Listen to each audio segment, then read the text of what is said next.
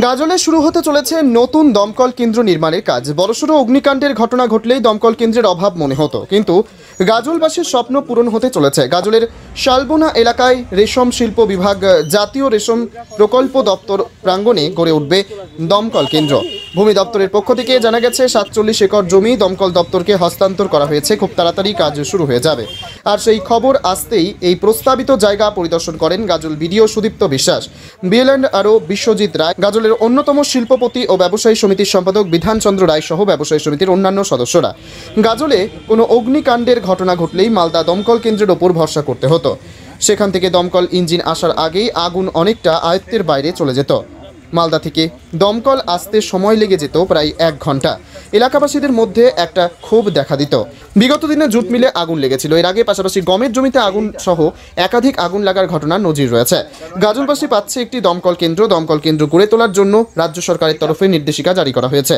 এটি তৈরি করবে হুগলি নদী সেতু commissioner, Hooghly river bridge commissioner বা HRBC। দমকল কেন্দ্রের জন্য গাজল বামনগোলার রাজ্য সড়কের ধারে রেশম শিল্প বিভাগ দপ্তর প্রাঙ্গণে জমি চিহ্নিত করা হয়েছে। এতে খুশি এলাকাবাসী।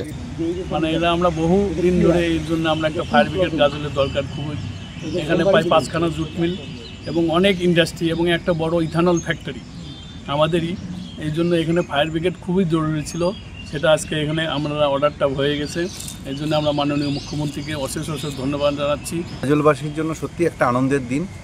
এর মূল উদ্যোক্তা আর কি আমাদের গাজল চেম্বার্স অফ কমার্স, যিনি বিধানচন্দ্র রায় এবং তার টিম সবাই মিলে এটাকে প্রথম উদ্যোগী দেখান। এখানে বিগত দিনে আগুনের জন্য অনেক ক্ষয়ক্ষতি হয়েছে।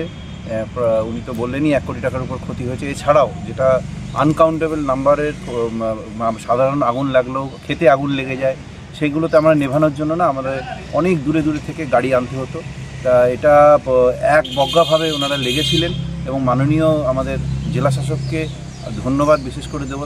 স্যারের ঐকান্তিক প্রচেষ্টায়, স্যার যে কোনো প্রকল্পই খুব ঐকান্তিকভাবেই দেখেন, কিন্তু উনিও এই একরকমভাবে চেষ্টা না করলে এটা এত দ্রুত আমাদের হতো না। খুব আনন্দের দিন, কাজ দ্রুত শুরু হোক, গাজলবাসী খুব দ্রুত এর উপকার পাক, এটাই আমি চাই।